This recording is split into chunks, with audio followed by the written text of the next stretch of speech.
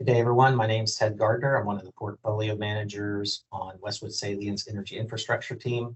Today, we're just going to talk about some of the numbers from April, as well as the topic du jour, which is artificial intelligence and what that might mean for energy demand going forward. So first of all, looking at the numbers for the month, really overall for all markets, it was a tough month. The S&P was down over 4%. And when you look at the energy returns as well, all of our benchmarks were down. Really the only thing that was up for the month was natural gas. But as we've talked about on prior videos, it's been hammered year to date. But inflation readings came in a bit hotter than some expected, and therefore we saw expectations for interest rate cuts come down dramatically from what was expected at the beginning of the year. So that weighed on those markets.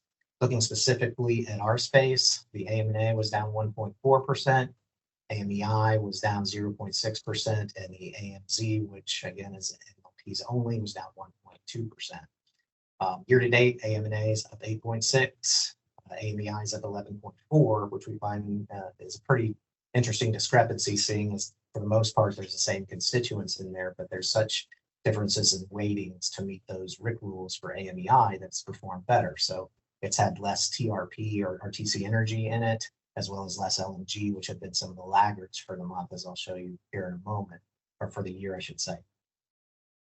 Broader energy was down as well. Again, really, natural gas was the only thing that was up. Crude oil was down 1.5%, but it's still having a pretty nice year of 14%, while natural gas, again, still down over 20%, and global LNG prices are down over 10% in both the Asian and European.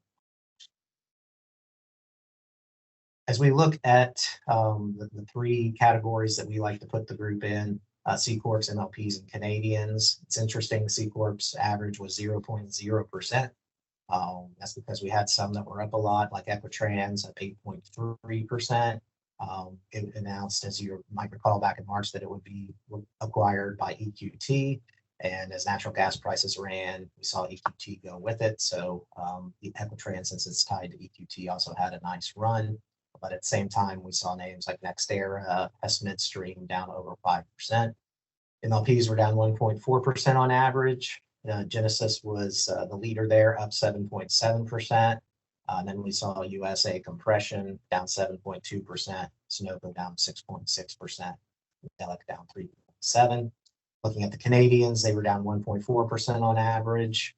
Really not a lot of positive returns there, but Pembina was up 1.3%, and then on the downside, we saw TC Energy down 9.4%, and they tend to be more sensitive to rates given their leverage.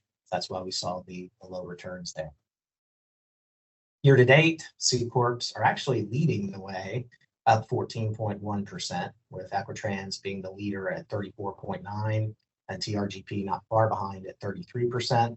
And meanwhile, Cheniere is the biggest detractor there, down 7.3% for the year. And again, that's why we see some impact and then discrepancy between the AMEI and AMA. MLP is up 9%, led by NS, which announced, our New Star Energy, which announced it would be acquired. And then on the downside, we saw Delek and Sunoco. Canadians on average were up 7.4%, with Gibson Energy being the highest gainer there, up 14%. And again, TC Energy being the only name in that space that was down, and it was down 3%. Now turning to the hottest topic in the markets overall, which is artificial intelligence and what that might mean for energy. But Kinder Morgan kicked off earnings season a few weeks ago by talking about the impact that AI may have on natural gas markets. And quite frankly, it is very early in the game, and we've seen estimates that are all over the place in terms of electricity demand growth and therefore natural gas demand growth going forward. The one thing we can say is that when we look at where these data centers are located, the availability and relative cost of reliable power is perhaps the most important factor in determining where you're going to put these. Right now, Northern Virginia is the epicenter. They refer to it as Data Center Alley. But long term, there are some concerns that perhaps the electric capacity won't be able to keep up with demand growth if they just keep locating facilities there. So we have seen other markets like Columbus, Ohio, like Texas. We already have a number of data centers in Dallas, Fort Worth area, the Houston area, et cetera. And we're also seeing markets like Hillsboro, Oregon, being mentioned as potential sites for these data centers. And when we look at the current demand from data centers, they use about 11 gigawatts of electricity. And analysts believe that could grow to somewhere between 42 and 94 gigawatts by 2030. As I mentioned a moment ago, the estimates are very wide, and you can drive semi through that estimate.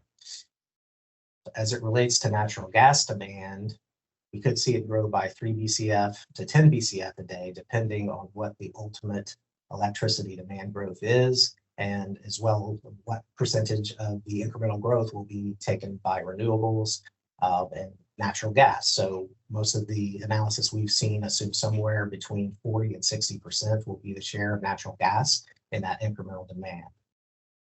According to Goldman Sachs, they're at 3.3 BCF a day of incremental gas demand in their base case, although that could go much, much higher in their bull cases. But that 3.3 BCF a day would require over 6 BCF of additional pipeline capacity. And the reason for that is that these pipelines and the contracts therein are sized really to meet peak load capacity, which, as you know, electricity is not used evenly throughout the day.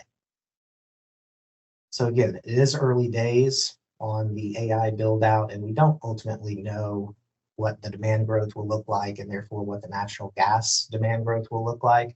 But what we do know, and it's what we've been saying over the last couple of years as concerns about energy transition have come to the forefront, is that natural gas will continue to be a big part of the electric demand and energy demand here in the United States. Thank you for your time today. If you have any questions, please reach out to your Westwood representative.